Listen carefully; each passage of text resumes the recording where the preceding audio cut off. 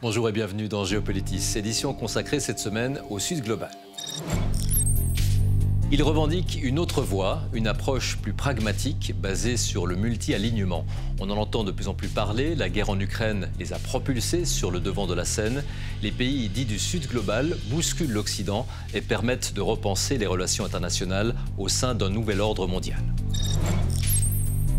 L'ambition des pays du Sud global est de peser davantage dans la définition même des règles internationales. Il s'agit de trouver une place légitime et respectée au sein des grandes institutions comme l'ONU ou le Fonds monétaire international qui peinent à se réformer et dont le mode de fonctionnement reflète un monde jugé dépassé. Ils se veulent en quelque sorte les porte-voix du Sud global, les puissances des BRICS, groupe qui réunit entre autres le Brésil, la Russie ou la Chine, ne cessent d'accueillir de nouveaux membres. L'Iran ou l'Égypte, par exemple, viennent de rejoindre le club. Il a été créé dans le contexte de la guerre froide. C'était au siècle dernier marqué par deux blocs, le bloc de l'Ouest et celui de l'Est. Le mouvement des non-alignés regroupait les pays qui ne voulaient précisément pas être associés à un bloc plutôt qu'à un autre. En d'autres termes, ni contre, ni avec. Le mouvement souhaitait pouvoir se faire entendre sur la scène internationale de manière distincte et promouvoir une solidarité entre les peuples. Le mouvement des non-alignés existe toujours, mais depuis, le monde s'est transformé. Les BRICS, un groupe dont font partie notamment le Brésil, l'Inde, la Chine, mais aussi la Russie, a été fondé en rejetant un monde unipolaire. Et puis, en parallèle, s'affirme depuis quelques années, et surtout depuis la guerre en Ukraine, le concept qui n'est pas géographique du Sud global. Alors, qui est-il au juste, ce Sud global? Nous avons rencontré Aude Darnal, chercheuse au Centre de réflexion Stimson à Washington, en entretien réalisé lors de la dernière édition du Festival du film et Forum international sur les droits humains, qui s'est tenu à Genève. Mais tout d'abord, tentons de comprendre comment cette notion de Sud global prend de l'importance dans les relations entre États. Elsa Anguinolfi.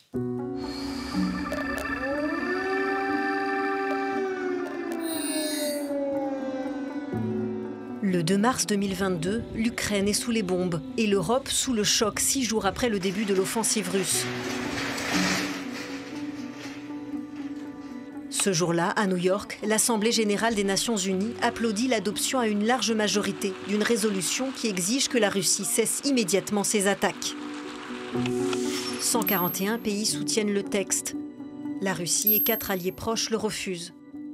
Mais 35 pays, majoritairement situés en Afrique et en Asie, s'abstiennent. Il ne faudrait pas que la situation en Ukraine ait des répercussions négatives sur d'autres priorités de la communauté internationale et sur le reste du travail des Nations unies. Nous notons avec inquiétude que toutes les situations de conflit n'ont pas reçu la même attention. Ce vote témoigne du fossé qui se creuse entre d'un côté les pays dits occidentaux, États-Unis, Europe, Canada, Australie ou encore Nouvelle-Zélande, appelés aussi parfois le Nord global. Et de l'autre, ces pays en Amérique latine, en Afrique ou en Asie qui dénoncent une domination occidentale dans les institutions internationales et veulent faire entendre leur voix et leurs intérêts. Des pays regroupés sous l'appellation de Sud global. Une notion adoptée et revendiquée par de plus en plus de dirigeants, comme le Premier ministre indien Narendra Modi, qui organisait son 2e sommet du Sud global en novembre dernier. C'est le moment pour les pays du Sud global d'unir leurs voix pour un meilleur avenir global.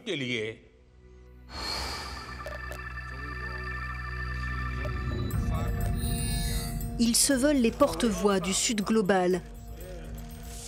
Brésil, Russie, Inde, Chine et Afrique du Sud réunis dans les BRICS, un groupe de puissances non occidentales qui a tenu son premier sommet en 2009 et qui s'agrandit cette année pour former les BRICS+, avec l'Iran, l'Arabie saoudite, les Émirats arabes unis, l'Égypte et l'Éthiopie. L'Argentine était invitée à rejoindre le club, mais son nouveau président, Javier Milei, a finalement refusé l'offre. Les BRICS+ représentent 45% de la population mondiale et 28% du PIB de la planète. La représentation et la voix des pays en développement dans la gouvernance mondiale devraient être accrues.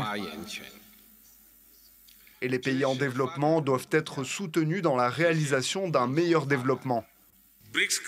L'expansion et la modernisation des BRICS est un message selon lequel toutes les institutions mondiales doivent être adaptées à l'évolution des temps.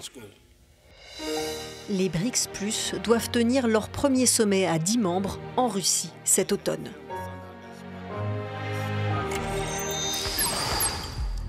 Aude Darnal, bonjour. Bonjour Laurent. Merci de nous avoir rejoints ici au FIFDH. Alors vous êtes chercheuse au centre Stimson à Washington, qui est vraiment le cœur du système international, spécialiste du Sud global. Il faut tout de suite un peu donner une définition pour mieux comprendre ce qu'est le Sud global et ce que n'est pas le Sud global. Oui, alors notamment parce qu'il y a eu quand même beaucoup de controverses, je dirais, autour du concept. Alors premièrement, je pense qu'il est important de dire que ce n'est pas un nouveau concept. Il prend racine dans le concept du Sud que l'on retrouve dès les années 1930, avec notamment le philosophe marxiste italien Gramsci qui utilisait le concept du Sud pour parler des inégalités systémiques structurelles entre le Nord et le Sud de l'Italie. On retrouve ensuite ce concept du Sud dans les grands mouvements des pays anciens colonisés, que ce soit pour renforcer la coopération entre eux, mais également pour remettre en question le système international qui les défavorise. Et puis, au fil du temps, ce concept du Sud devient le Sud global pour remettre au centre la question géopolitique. Donc, regarder ces pays, ces acteurs, pas uniquement comme acteurs passifs du système international qui ne seraient que des pions pour les grands pouvoirs, mais des acteurs actifs avec un pouvoir, avec des intérêts nationaux qui veulent prendre et qui doivent prendre part au système de gouvernance globale. Et c'est un terme qui permet de se délester un peu des idées péjoratives, des notions péjoratives. Alors bien qu'il soit souvent critiqué, avant d'utiliser le concept du Sud global, on utilisait le concept des pays en développement, en sous-développement auparavant, et le concept du tiers-monde. Et tous ces labels ont été critiqués au fil du temps, notamment par rapport à cette espèce cette subordination qui est sous-jacente.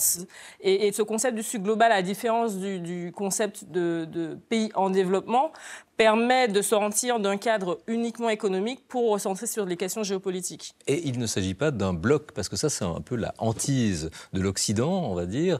Certains disent qu'il s'agit finalement d'un esprit très revanchard vis-à-vis de l'Occident. Alors, on ne peut pas parler de bloc parce qu'encore une fois, le Sud, plutôt que de le voir comme un groupe avec une liste établie, par exemple, de pays, il faut plutôt le voir comme un concept. C'est un concept qui permet de décentrer l'attention dans la sphère internationale des pays occidentaux et centrer ces pays qui sont historiquement, de façon systémique marginalisés. Donc, on ne peut pas parler de bloc parce que, bien sûr, ces pays sont hétérogènes. Un concept ne veut pas dire qu'on a des pays homogènes, de même que, ne serait-ce qu'en Europe, que dans l'Union européenne, nous n'avons pas d'homogénéité. Au sein de l'OTAN, nous n'avons pas d'homogénéité. Au sein de l'Occident, il n'y a pas d'homogénéité non plus. Cependant, ça ne signifie pas que ces pays n'ont pas d'intérêt commun. Ils ont notamment des expériences communes. Ils ont d'expériences communes, notamment par rapport à cette dissatisfaction par rapport au système international. Ils sont marginalisés dans les prises de décision. Les politiques internationales leur sont structurellement défavorables. On peut parler de la question de la dette internationale, on peut parler de la question à l'accès aux flux financiers internationaux pour se développer, pour promouvoir cette prospérité pour leur population. Mais qu'est-ce que le Sud global propose réellement? Est-ce qu'il offre un modèle alternatif justement à celui qu'il conteste? Ces pays, effectivement, demandent une réforme. Ils demandent ou plutôt plusieurs types de réformes, que ce soit au niveau des Nations Unies, notamment avec le Conseil de sécurité, que ce soit au niveau des institutions du Bretton Woods, que ce soit le Fonds monétaire international ou la Banque mondiale. Donc, il s'agit vraiment de remettre en question les organisations internationales, notamment parce qu'elles sont extrêmement inégalitaires. Et puis, il y a également ce facteur inéquitable au sein de leur fonctionnement. Et que ce système qui a été créé en 1945, au moment où tous ces pays n'existaient pas, puisqu'on était encore dans ce monde colonial. Donc ce système a été créé alors que ces pays n'existaient pas. Il a été créé par une minorité pour les intérêts d'une minorité.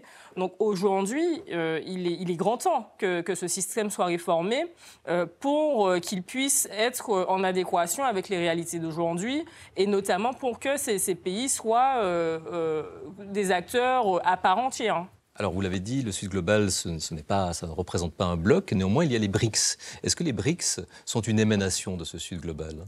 Est-ce que ça permet de faire pression, justement ? Je différencierais un peu le BRICS du Sud dans le sens où dans le BRICS, il y a la Russie et la Chine. Alors personnellement, que je ne considère pas comme des pays du Sud, notamment concernant par rapport à leur positionnalité, par rapport également à leur place dans le système international, malgré le fait qu'il y ait cette adversité avec les pays occidentaux. Ils font partie, par exemple, du système les P5, les membres permanents du système de sécurité des Nations Unies. Cependant, le BRICS comme étant aujourd'hui le BRICS Plus avec ces nouveaux États, ils reprennent cet agenda de réforme des institutions internationales, mais il y a également bien sûr des intérêts des grosses puissances comme la Chine et la Russie. C'est ça, justement, hein, la Russie, la Chine ont des intérêts quand même très particuliers. Est-ce qu'ils entraînent dès lors les pays dits du Sud ? Alors dire qu'ils sont entraînés, je ne voudrais pas dire ça, parce que ça voudrait dire qu'ils n'ont pas de pouvoir de décision. Cependant, il y a des négociations, bien sûr, il y a de la pression qui est exercée. La question de l'expansion, par exemple, le Brésil et l'Afrique du Sud ne souhaitaient pas agrandir le BRICS. Finalement, cela s'est fait. Notamment, c'était un point pour la Chine et puis l'inclusion de pays pétroliers. Donc, on a vraiment cet objectif de la Chine de renforcer le pouvoir économique du BRICS. Donc, en tout cas, il y a des dynamiques de pouvoir qui sont à l'œuvre, il y a ces dynamiques de pression, mais il y a également des négociations. Donc, on ne peut pas dire que les autres membres fondateurs se laissent simplement entraîner. Cependant, cette pression existe et donc on voit le résultat aujourd'hui avec des questions comme l'expansion du BRICS. Quoi qu'il en soit, l'ambition collective de ces pays est de peser davantage dans la définition des règles internationales face aux obstacles, hein, justement, de la réforme des institutions internationales comme l'ONU. On va le voir avec Elsa Anguinolfi. Plus de 4 mois après le début de la guerre entre Israël et le Hamas, le Conseil de sécurité de l'ONU devait se prononcer le 20 février dernier sur un texte exigeant un cessez-le-feu immédiat. 13 membres du Conseil sur 15 votaient pour la résolution. Qui est contre ? Seuls les États-Unis s'y étaient alors opposés. Le projet de résolution n'a pas été adopté en raison du vote négatif d'un membre permanent du Conseil. Pendant plus de 5 mois, le Conseil de sécurité est resté bloqué sur la question d'un cessez-le-feu avec des vétos américains, mais aussi russes et chinois.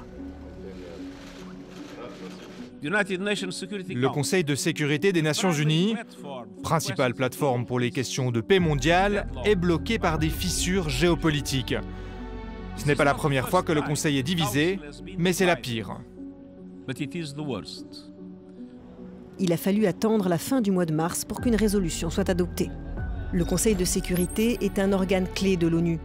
Selon la Charte des Nations Unies, signée en 1945, c'est lui qui a la responsabilité principale du maintien de la paix et de la sécurité internationale.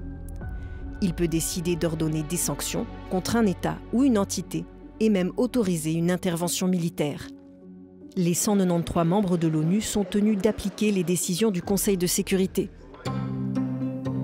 Le Conseil a par exemple autorisé en 1990 l'utilisation de la force pour contraindre l'Irak à se retirer du Koweït qu'il avait envahi, conduisant à des frappes et une intervention terrestre menée par une coalition d'États sous commandement des États-Unis.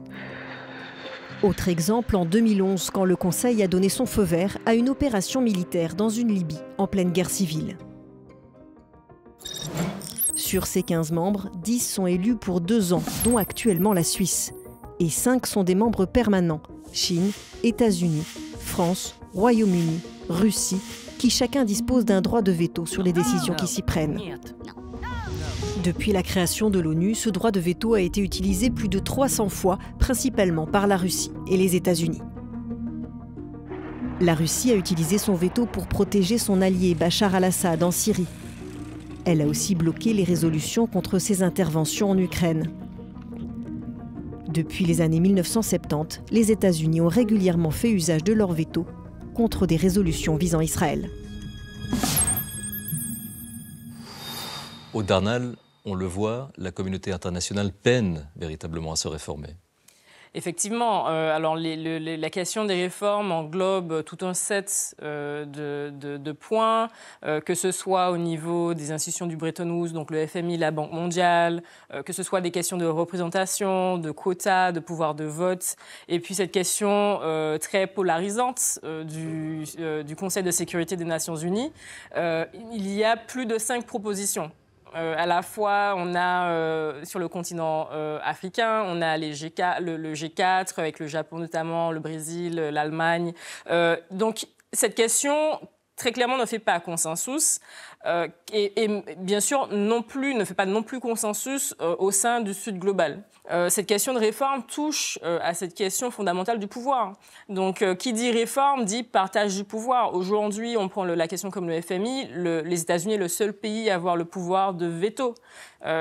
Pareil, au sein du Conseil de sécurité, on a les 5 membres qui sont les seuls à avoir le pouvoir du veto. Donc, cette question de réforme, elle est très complexe par rapport au sujet, mais également par rapport à cette question de pouvoir. Il faut que les pouvoirs en place, les grands États en place acceptent ce partage de pouvoir et puis acceptent aussi des visions qui ne sont pas nécessairement les leurs, sans pour autant que cela signifie que la coopération ne soit pas possible. Alors, parmi les sujets susceptibles d'évoluer grâce au Sud global, la question de l'aide internationale. Est-ce que le Sud global va permettre de questionner l'efficacité, l'organisation, le schéma actuel, en fait la vision très occidentale de l'aide internationale ?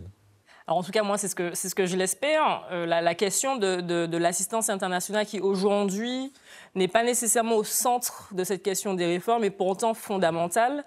Elle est notamment liée aussi à la critique que l'on entend, en tout cas dans ce cercle du secteur du développement. Et c'est pour cela aussi que le concept de pays en développement est critiqué, en tout cas dans ce secteur. Comme vous l'avez dit, l'aide internationale, de façon générale, est basée sur un concept occidental. Il faut rappeler qu'en 2022, si je ne me trompe pas, c'est 1,2% de l'aide humanitaire totale dans le monde entier, global, qui allait directement aux acteurs nationaux, aux acteurs locaux du Sud. Donc encore une fois, même dans ce secteur d'aide, on voit bien que les acteurs locaux sont marginalisés. Donc on parle beaucoup de localisation de l'aide, donc c'est-à-dire de recentrer ces acteurs. Dans les faits, on est très loin d'y arriver. En parallèle, la coopération sud-sud se translate aussi dans cette question de l'aide. Donc, il y a de plus en plus d'acteurs du sud dans la coopération d'assistance internationale. Donc, on ne peut qu'espérer que le moment dans lequel on se trouve permettra aussi d'apporter des changements concrets et profonds à la façon dont l'on participe à ce système d'assistance internationale. On l'a dit dans la présentation, vous êtes basé à Washington, c'est vraiment le cœur du système international. Ça vous permet de montrer à quel point ce Sud global est important, y compris pour les Occidentaux, qui a un intérêt aussi pour les Occidentaux de valoriser ce Sud global. Effectivement, pour moi, c'est très important de pouvoir amener ces débats à Washington, notamment parce que Washington est, on va dire, une place assez conventionnelle. Et cela signifie que les débats, on est un peu souvent dans un entre-soi. Et donc, ces idées différentes ont besoin d'être présentes si l'on souhaite que les réformes se fassent. Et donc, c'est pour ça que j'ai créé le programme Le Sud global dans l'ordre mondial, pour amener ces voix à Washington, pour pouvoir informer les politiques, que ce soit les Américains, mais également les Européens. Et comme vous dites, c'est dans les intérêts des pays occidentaux. On l'a vu notamment avec cette question, la guerre en Ukraine, comment les États-Unis ont eu des difficultés à rassembler un consensus international au sein des Nations Unies. Rapidement, Aude Darnal, vous m'avez dit « je suis une sceptique positive ». Là, nous sommes à une intersection de crise, véritablement. Est-ce que vous pensez qu'on arrivera à saisir l'opportunité? Alors, c'est la question à 1 million. Je l'espère en tout cas. Ces demandes ne sont pas nouvelles. Elles existent depuis la création des institutions multilatérales. Et puis, on voit bien qu'avec cette accumulation de crises, puis bien sûr la crise climatique, on est dans un moment urgent finalement. Autant, quand on regarde le débat en Occident, on est encore dans ces débats géopolitiques, de compétition entre les grands pouvoirs, Chine, Russie, États-Unis, Europe. Autant dans le Sud, si on change de positionnalité, le débat est totalement différent. On est vraiment dans ce moment où on a des pays-îles, par exemple, alors je viens de la Martinique, mais des pays-îles, la Barbade, où vous prenez aussi dans l'Indo-Pacifique, cette question climatique est une question de vie ou de mort. Et donc, aujourd'hui, si l'on ne réforme pas le système, on parle de populations qui sont véritablement en danger. Et je pense qu'il est important pour la communauté internationale, et notamment pour les pays occidentaux, de se rendre compte de cette urgence et d'arriver à dépasser ces questions de tension géopolitique pour se recentrer sur les questions importantes, les questions fondamentales de réforme. Comment faisons-nous aujourd'hui, en tant que communauté, pour développer des solutions qui permettent à la fois de répondre à cette urgence climatique et puis à la fois de permettre à tous ces pays d'accéder aux flux financiers, de se développer de façon durable, de sorte que ces crises aujourd'hui, que ce soit le Covid, que ce soit la crise alimentaire, de la dette, puissent être adressées. Aude Darnal, merci infiniment. Merci beaucoup. Années 70, on parle encore de tiers-monde. Mais une autre expression apparaît, Nord-Sud. Elle naît en lien avec certaines revendications économiques dans le contexte des chocs pétroliers. Ainsi, une première conférence économique internationale, dite conférence Nord-Sud, s'ouvre à Paris en 1975. Et une année plus tôt, on assiste à un véritable plaidoyer pour un partage équitable des richesses et un nouvel ordre international lors d'une réunion de l'ONU.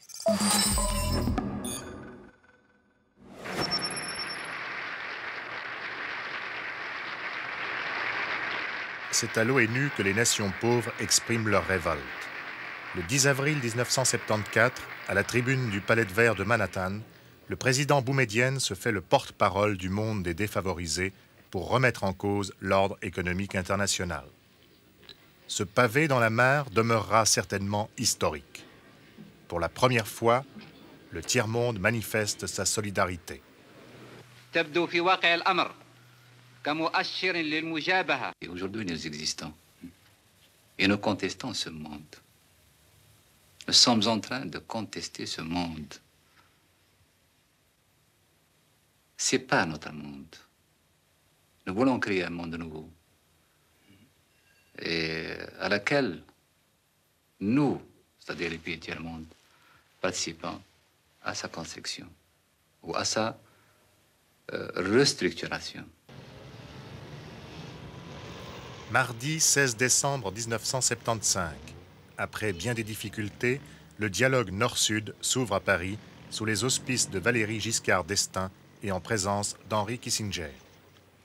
Mais il serait audacieux de croire que cette conférence, dont les commissions travailleront jusque vers fin 76, puisse déboucher sur des réformes essentielles. L'enjeu est trop important. Le dernier quart de siècle a été marqué par la suprématie absolue des États-Unis sur les plans économiques, politiques et militaires. Mais depuis quelques années, la machine s'est grippée.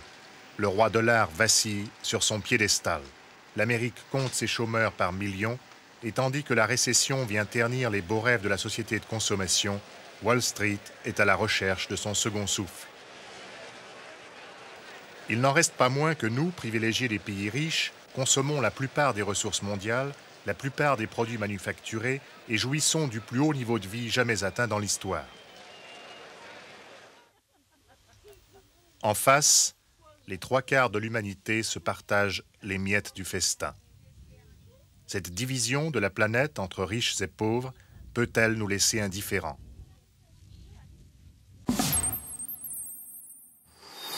Un extrait du magazine Temps présent daté de 1976 et dont l'intégralité peut être visionnée sur le site des archives de l'RTS. Merci de nous avoir suivis. Géopolitis est une émission de la radio-télévision suisse et de TV5 Monde que vous pouvez suivre en tout temps via nos applications et notre chaîne YouTube. Bien à vous et à tout bientôt.